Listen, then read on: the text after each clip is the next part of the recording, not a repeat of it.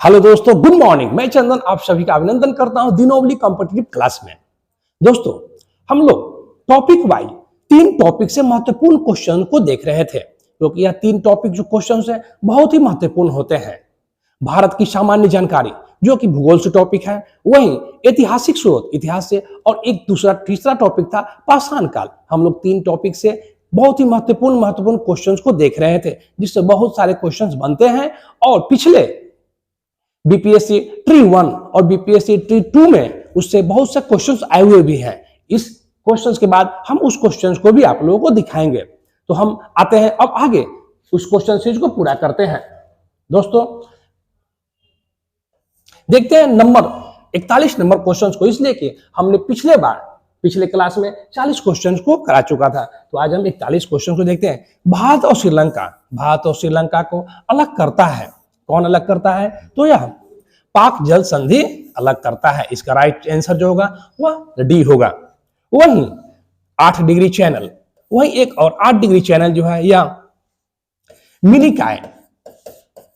मिनिकाय और मालदीव को अलग करता है, मालदीव के बीच में है। और 9 डिग्री चैनल जो है वह मिनिकाय और लक्षद्वीप के बीच में आता है।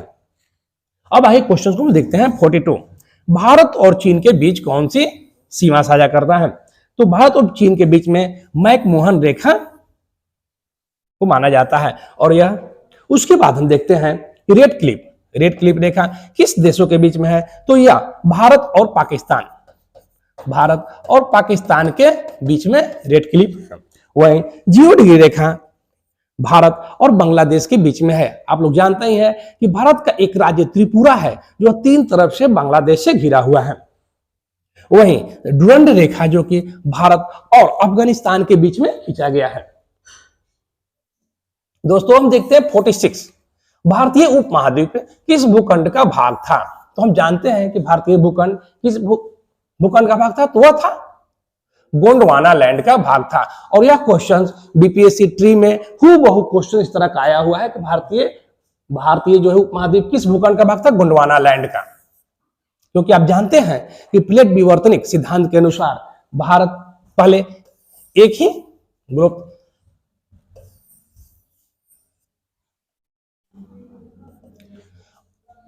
अब जो जानते हैं कि प्लेट विवर्तनिक सिद्धांत के अनुसार पहले जितने भी 7 महाद्वीप हैं, यह मात्र एक द्वीप में थे, और जिसका नाम पैंजिया द्वीप था। और वहीं इसके चारों तरफ पैंथलासा महासागर बंटते थे। लेकिन प्लेट विवर्तनिक सिद्धांत के अनुसार यह दोनों आपस में टूट जाते हैं, और इधर का भाग जो है दक्षिणी भाग गोंडवाना लैंड और ऊपरी भाग जो है अंगारा लैंड के नाम से जाना जाता था, और भारतीय उपमहाद्वीप इसी का भाग था। अब हम देखते हैं भारत विश्व के कितने क्षेत्रफल और जनसंख्या का परसेंट प्रतिनिधित्व करता है? तो आप जानते हैं दोस्तों कि भारत विश्व के कितने क्षेत्रफल का 2.4% है। भारत विश्व के क्षेत्रफल का 2.4% भाग है। वहीं जनसंख्या को देखा जाए तो भारत 17.5% जनसंख्या का प्रतिनिधित्व करता है। या क्षेत्रफल के हिसाब से भारत विश्व का 7वां बड़ा देश है। वहीं जनसंख्या के हिसाब से देखा जाए तो भारत विश्व का दूसरा सबसे बड़ा देश है। उसके बाद हम आगे देखते हैं, भारत अवस्थित है, यानी कि भारत किस अक्षांश और देशांतर के बीच में अवस्थित है? तो इसका राइट आंसर दोस्तों होगा 8 डिग्री।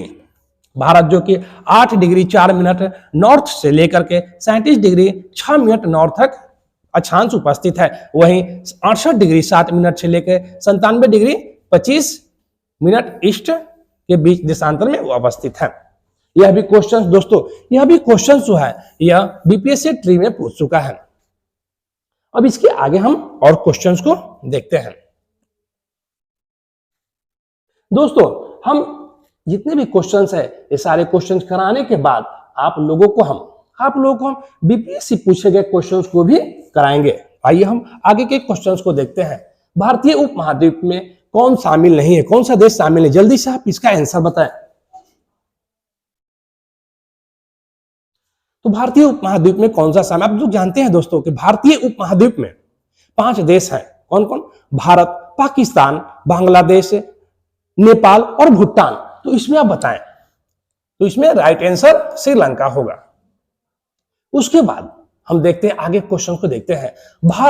भारत जो कि किस गोलार्ध में उपस्थित है? तो भारत आप लोग जानते हैं कि भारत किस गोलार्ध में उपस्थित है?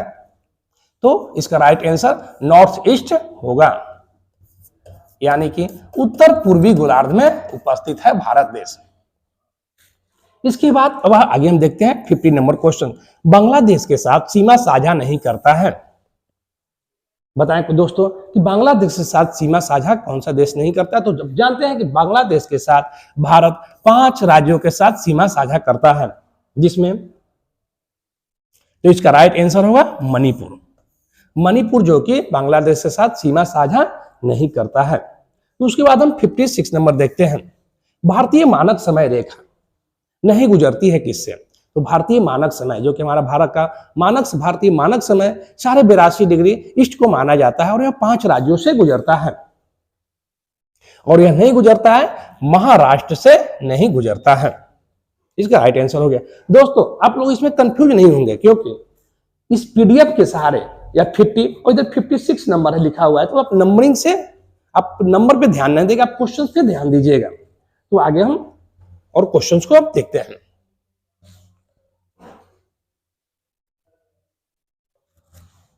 पाकिस्तान के साथ सीमा नहीं बनाता है। जल्दी से दोस्तों आप ये क्वेश्चन हमें बताएं, आंसर बताएं। तो पाकिस्तान के साथ सीमा नहीं बनाता है। पाकिस्तान के साथ जो कि अभी वर्तमान में 3 राज्य सीमा साझा करते हैं, और वहीं दो यूनियन टेरिटरीज हैं जो कि केंद्र शासित राज्य हैं और सीमा साझा करता है। 3 राज्य में कौन कौन है? गुजरात, राजस्थान और पंजाब। 3 राज्य हैं जो कि सीमा साझा करते हैं। और सीमा साझा नहीं करने वाला कौन? हरियाणा जो कि पाकिस्तान के साथ सीमा साझा नहीं करता है। वहीं इसकी यूनियन टेरिटरी में जम्मू कश्मीर और लद्दाख जो कि 2 यूनियन केंद्र शासित प्रदेश हैं जो पाकिस्तान के साथ सीमा साझा करते हैं। अब देखते हैं 52 नंबर क्वेश्चन। बांग्लादेश के साथ कितने राज्य सीमा बनाते हैं? अभी हमने ऊपर देखा था, तो बांग्लादेश के साथ कितने राज्य सीमा बनाते हैं? तो वह 5, यानी कि राइट आंसर ए होगा। इसके बाद अब आगे हम देखते हैं किस राज्य में सूर्य की किरण सबसे पहले प्रातःकाल दिखेगी?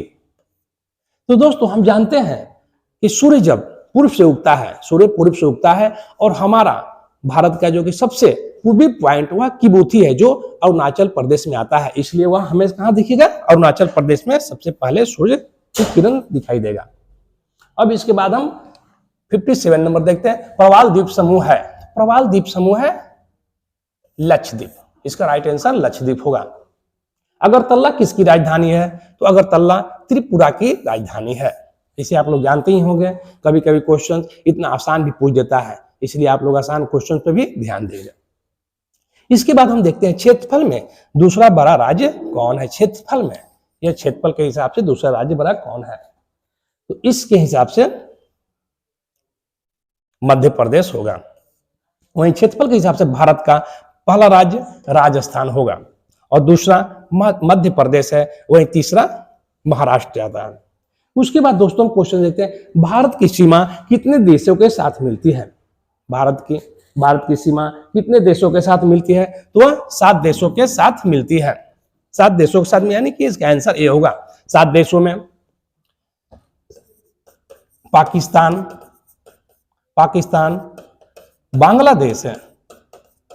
बांग्लादेश,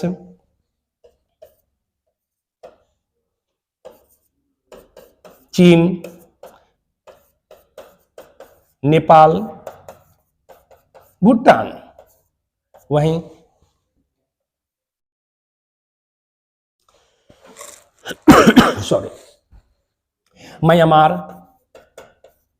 म्यांमार और 7वां नंबर अफगानिस्तान।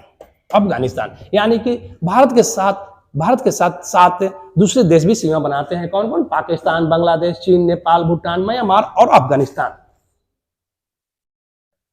अब इसके आगे हम लोग कुछ और क्वेश्चंस को देखते हैं।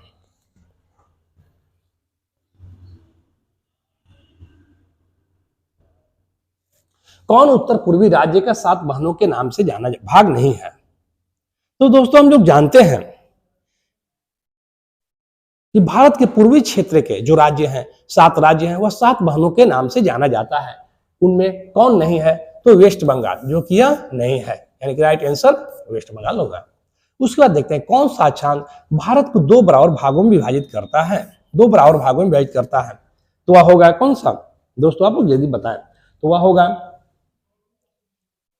23.5 डिग्री, वह होगा बी आंसर होगा, इसका राइट आंसर बी होगा, जो कि 23.5 डिग्री, 23.5 डिग्री नॉर्थ होगा। इसके बाद हम लोग देखते हैं दूसरे क्वेश्चन पे, देखते हैं कितने राज्य दूसरे देशों के साथ सीमा बनाते हैं, यानी कि हमारे देश में कितने राज्य जो हैं वह अपने दूसरे राज्य से सीमा बनाते हैं, तो वह 16 राज्य होंगे। आप लोग याद रखेंगे 16 राज्य जो कि सीमा बनाते हैं। सॉरी दोस्तों, यहाँ पे क्वेश्चन पूछ रहा है कि कितने राज्य दूसरे देशों के साथ सीमा बनाते हैं, तो दूसरे देशों के साथ सीमा बनाने वाले 16 राज्य है, और साथ में 2 केंद्र शासित प्रदेश भी है, जम्मू कश्मीर और लद्दाख है।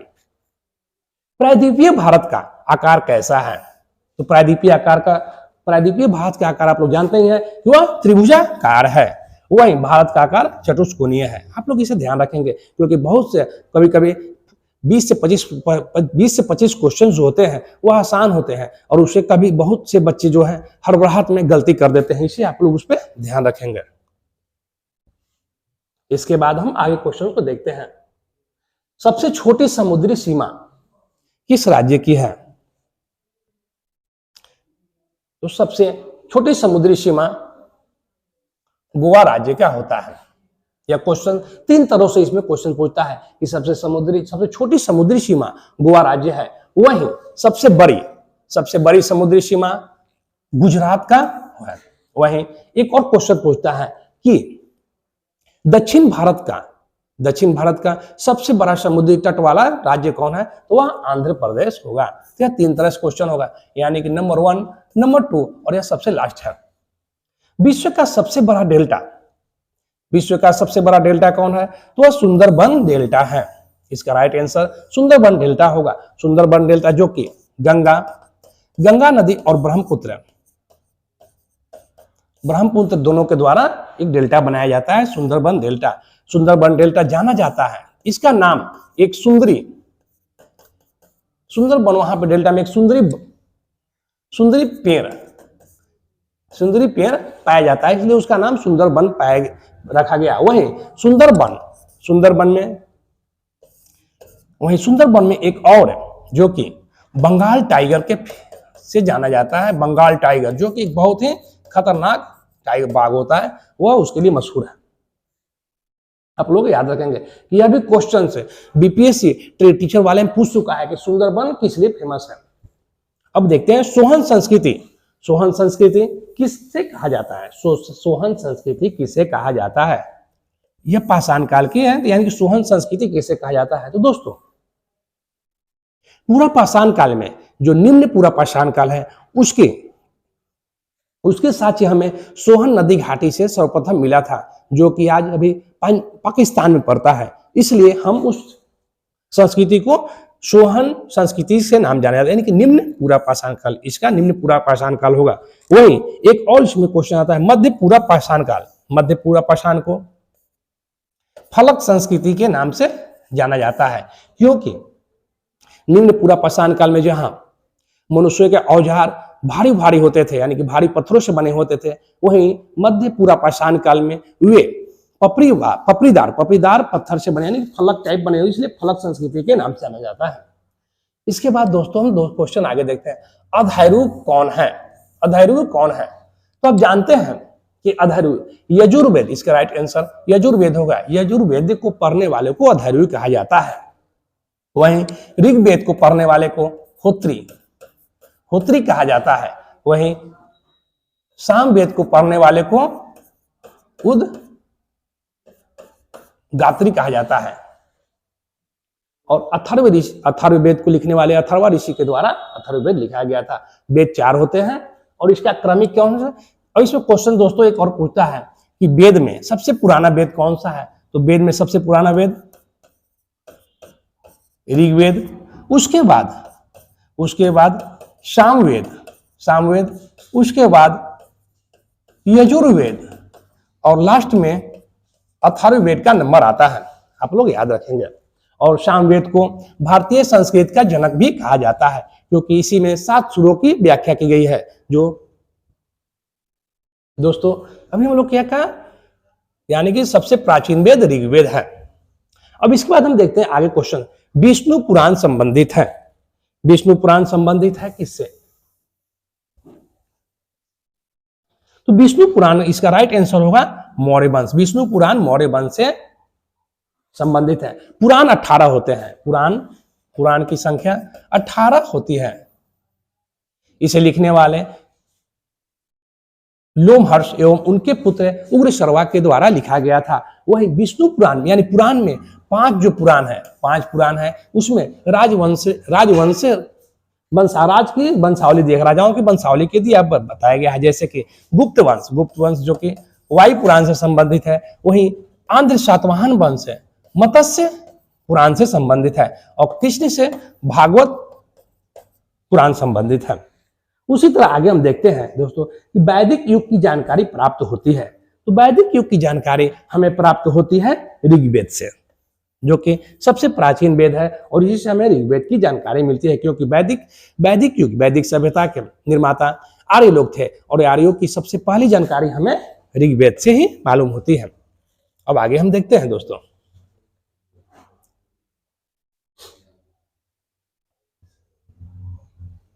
अब लास्टिंग है दोस्तों, देखते हैं पहिया का आविष्कार। अब इसमें क्वेश्चंस हैं,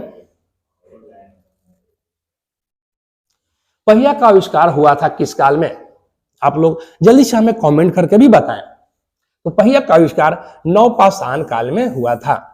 हमेशा यह क्वेश्चन पूछता है कि पहिया का आविष्कार किस काल में? नवपाषाण काल में हुआ था। वहीं पाषाण काल में आग का आविष्कार हुआ था, और मध्य पाषाण काल में तीर धनुष का निर्माण हुआ था। इसके बाद आगे हम देखते हैं भारतीय पुरातत्व के जनक कौन थे? भारतीय पुरातत्व के जनक अलेक्जेंडर कनिंघम को माना जाता है, क्योंकि जब भारत में भारतीय पुरातत्व विभाग की स्थापना हुई थी तो उसके पहले निदेशक अलेक्जेंडर कनिंघम को बनाया गया था। वहीं जॉन मार्शल कौन थे? दयानंद साहनी जो कि हड़प्पा के उत्खनन करता थे, और जॉन मार्शल उस समय उससे वे प्रभारी थे, हड़प्पा संस्कृति खुदाई के प्रभारी थे।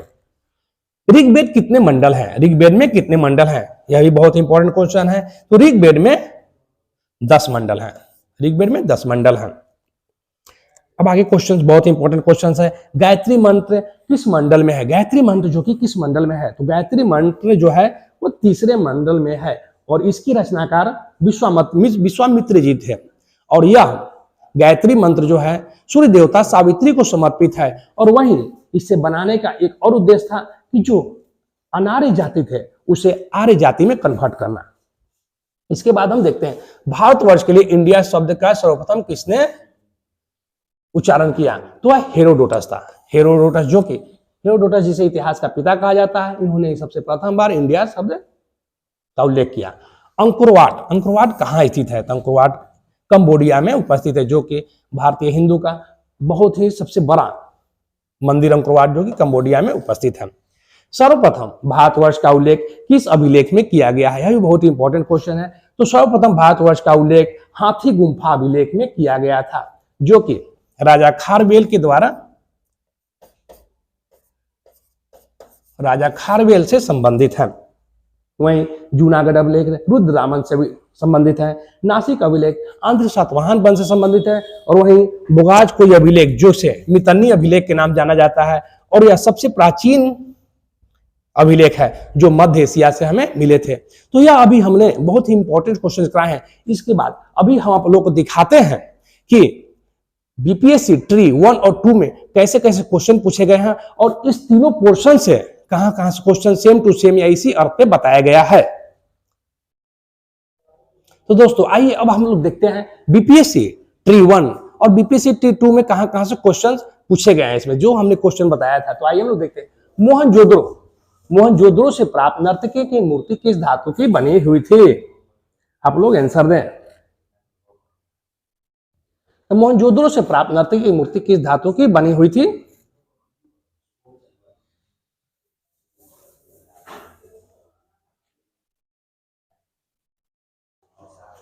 तो कांसा की बनी हुई थी। राइट, इसका आंसर है कांसा। कांसा जो कि कांसा तांबा, तांबा प्लस टीन, तांबा प्लस टीन से मिलकर बना हुआ धातु है और यह सिंधु सभ्यता से मिला, सिंधु सभ्यता संबंधित है। और यह कांस्य जो कि कांस्य की मूर्ति बहुत ही अतुलनीय है। आइए इसके बाद देखते हैं सिंधु घाटी सभ्यता में किस जानवर की पूजा के प्रमाण मिले हैं। तो सिंधु घाटी सभ्यता में हमें कुंवरदार बैल के साक्ष्य मिले हैं जो कि पूजा की जाते थे। उस समय गाय का उसमें उल्लेख नहीं है, वहीं घोड़ा भी उस समय नहीं पाए जाते थे। तो राइट आंसर कुंवर वाला बैल होगा। इसके बाद अभी हम कुछ और क्वेश्चंस को देखते हैं।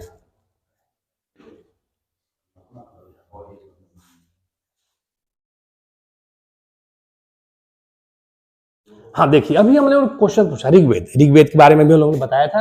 ऋग्वेद में कितने सूक्त का संकलन है? तो ऋग्वेद में कितने सूक्तों का संकलन है? तो इसका राइट आंसर होगा 1028 सूक्त। 1028 सूक्त होते हैं। तो इसमें ऑप्शन नहीं दिया हुआ है, तो इसका ऑप्शन क्या होगा? तो इनमें से कोई नहीं, यानी कि यानी कि 5 क्वेश्चन है, उपयुक्त में से एक से अधिक, उपयुक्त में से कोई नहीं, तो कोई नहीं आंसर हो गया। क्योंकि ऋग्वेद में 10 मंडल 1028 सूक्त, 1028 सूक्त, वहीं 10,462 ऋचाएं होते हैं, यानी कि श्लोक होते हैं। इसके बाद हम आगे और कुछ क्वेश्चंस को देखते हैं।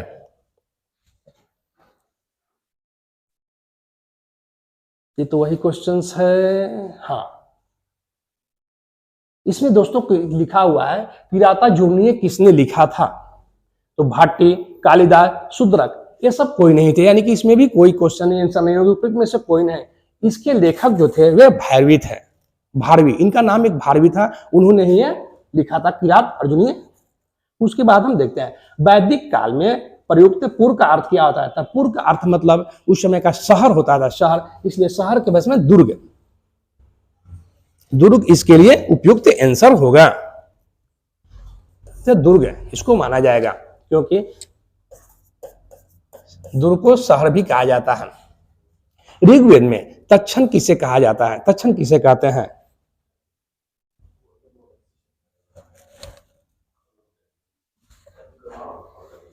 उसके बाद मौर्यकालीन कांकनी किस धातु के बने सिक्के होते हैं? तांबा, चांदी, लोहा, उपयुक्त में से यह तांबा आंसर इसका होगा दोस्तों। उसके बाद हम देखते हैं कौटिल्य। अभी हम लोगों ने क्वेश्चन देखे थे कि कौटिल्य का अर्थशास्त्र किसने लिखा था? कौटिल्य ने लिखा था। और कौटिल्य के अर्थशास्त्र में कितने अधिकरणों में विभाजित है? तो कौटिल्य का जो अर्थशास्त्र है वह 15 अधिकरणों में विभक्त है। तो इसमें से आपको 15 ऑप्शन में नहीं है, इसलिए उपयुक्त में से कोई आंसर नहीं होगा। इसके बाद दक्षिण प्रायद्वीपीय उच्च भूमि का भाग है। अभी हमने कुछ देर पहले ही यह क्वेश्चन किया था कि दक्षिण प्रायद्वीपीय उच्च भूमि किसका भाग है? तो वह गोंडवाना लैंड का भाग है। देख रहे हैं कि हमने जो भी क्वेश्चन यहाँ पहले पढ़ाया है वह सेम टू सेम या उससे संबंधित क्वेश्चन ही पूछे जा रहे हैं। ये सभी क्वेश्चन बीपीएससी के टीचर में पूछे जा चुके हैं 1 और 2 भाग में। सिंधु घाटी की सभ्यता में विशाल स्नानागार कहां से प्राप्त हुए? तो वह हमें मोहनजोदड़ो से प्राप्त हुआ है। वहीं वेदों में सबसे प्राचीन वेद कौन सा है? अभी हमने कुछ देर पहले पढ़ा है, वेदों में सबसे प्राचीन वेद ऋग्वेद है। वहीं दूसरे नंबर पे सामवेद आता है, तीसरे पे यजुर्वेद और चौथे पे लास्ट में अथर्ववेद आता है। ऋग्वैदिक देवताओं में सबसे महत्वपूर्ण कौन था? अभी हम लोगों ने इसके बारे में देखा।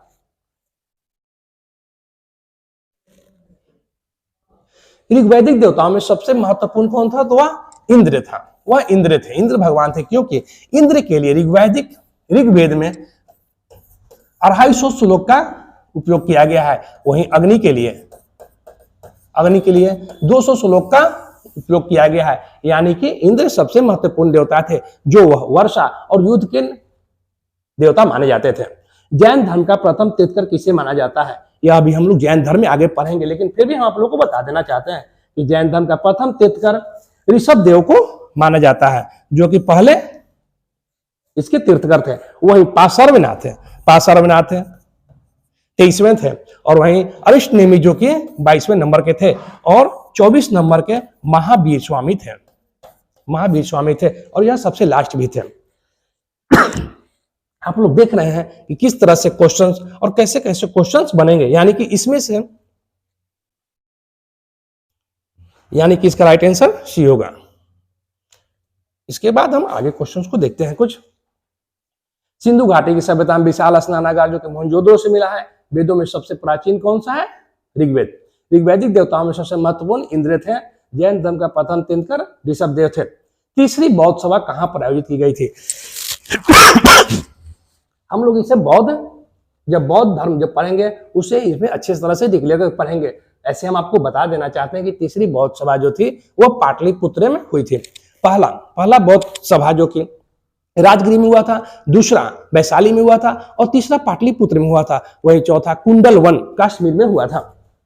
तो इसका आंसर जो कि होगा यह पाटलिपुत्र होगा, सी नंबर। मेगास्थनीज किसके शासन काल में भारत आया था? इसे अभी हम लोगों ने पढ़ा था कि मेगास्थनीज किसके शासन काल में आया था, तो वह चंद्रगुप्त अस्थनीज किसके शासन काल में आया था? तो अभी हम लोगों ने कुछ देर पहले ये क्वेश्चन किया था, तो यह चंद्रगुप्त मौर्य के दरबार में आया था। और मेगास्थनीज का एक बहुत ही फेमस बुक जो कि इंडिका के नाम से जाना जाता है। उसके बाद हम लोग हर्षवर्धन ने किस शताब्दी में शासन किया था? किस शताब्दी में शासन किया था, ऐसा क्वेश्चन है। तो दोस्तों यह हम हर्षवर्धन काल में हम लोग पढ़ेंगे, लेकिन हम बता देना चाहते हैं कि हर्षवर्धन का जन्म जो कि 590 ईस्वी से 647 तक था, लेकिन यह राजा 606 ईस्वी में बना था। तो यह तो ऐसे 7वीं शताब्दी होगा, इसलिए उपयुक्त में से कोई नहीं होगा। अब आगे के क्वेश्चन कौन सा? ऋग्वेद होगा, लेकिन इसमें यह ऑप्शन नहीं दिया है, तो उपयुक्त में से कोई नहीं होगा। उसके बाद ऋग्वैदिक देवताओं में सबसे महत्वपूर्ण कौन थे? तो ठीक है, आने दीजिए ना, फट से हो जाएगा ना। हाँ तो आया 3 बच्चे जमो तो भेल 4 बार, जमो तो भेली 4 बार। चला ठीक है हाँ ठीक है, वो कर देंगे वो। ऋग्वैदिक देवताओं में सबसे महत्वपूर्ण इंद्र को माना जाता है। अभी हम लोगों ने सब कर लिया है। उसके बाद हम आगे देखते हैं दोस्तों। हाँ, तबकात-ए-नासरी किसके द्वारा लिखे गए थे? यह ऐतिहासिक स्रोत में हम लोगों ने पढ़ा था। तो तबकात-ए-नासरी जो कि मिनहाज उज, इसका नंबर 1 आंसर होगा, ए नंबर आंसर होगा। मिनहाज उज सिराज है जो कि इस्लामिक सभ्यता के बारे में अच्छे से यह बताता है। इसके बाद पूर्व ऐतिहासिक काल का देखते हैं। पूर्व ऐतिहासिक काल का प्रारंभिक भाग के रूप में जाना जाता है। तो हम लोग जानते हैं कि पूरा पाषाण काल, पूरा पाषाण काल, मध्य पाषाण काल और नव पाषाण काल में बटा हुआ था। वही पाषाण काल, पूर्व पाषाण काल या निम्न पाषाण काल में जाना जाता है। तो इसमें प्रारंभिक भाग जो कि इसका आंसर राइट आंसर ए होगा, पूरा पाषाण काल। उसके बाद हड़प्पा लोगों के द्वारा किस पेड़ की पूजा काफी की जाती थी? तो वह पीपल होगा।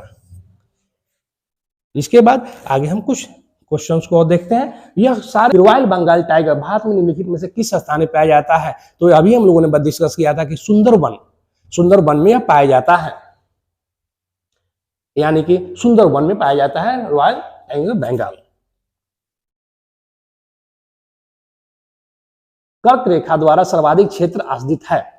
अभी हम लोगों ने भी देखा कि कर्क रेखा भारत के 8 राज्यों से गुजरता है, जो कि सबसे ज्यादा क्षेत्र मध्य प्रदेश से होकर गुजरता है, और मालवा का पठार जो कि मध्य प्रदेश में आता है, इसलिए इसका राइट आंसर बी होगा। इसके बाद हम लोग देखा निम्नलिखित में से कौन सा भारत का सबसे पूर्वी देशांतर और सबसे दक्षिणी देशांतर अक्षांश है? तो यह आप लोग देखें, इसे बताएं हमें। तो क्या कह रहा है, भारत का सबसे पूर्वी देशांतर कौन है? तो सबसे पूर्वी देशांतर इसमें होगा 97 डिग्री 25 मिनट ईस्ट, और वहीं उसका सबसे दक्षिणी अक्षांश होगा 8 डिग्री 4 मिनट, यानी कि इसका राइट आंसर बी होगा। निम्नलिखित में से कौन सा कथन सही है? इसे आप लोग देखें क्वेश्चंस को और हमें आंसर बताएं। निम्नलिखित में से कौन सा कथन सही है? तो भारत का भूमि क्षेत्रफल 3.28 मिलियन वर्ग किलोमीटर है। तो यह क्वेश्चन आंसर क्या है? तो यह सही है। वहीं भारत की स्थलीय सीमा 15,200 किलोमीटर भी सही होगा, यानी कि इसका आंसर होगा उपयुक्त में से एक से अधिक, डी ऑप्शन होगा। आप लोग जानते हैं कि भारत का क्षेत्रफल 32,87,263 किलोमीटर स्क्वायर है। तो यदि इसे हम मिलियन में बदलेंगे तो 3.28 बिलियन होगा।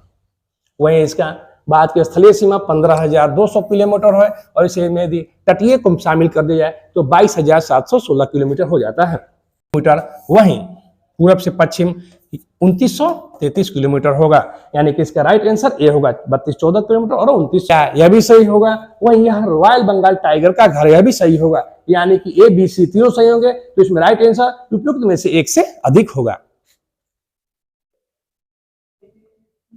1826 ईस्वी में सर्वप्रथम हड़प्पा के संबंध में किसने उल्लेख किया था? तो चार्ल्स मेसन ने उल्लेख किया था।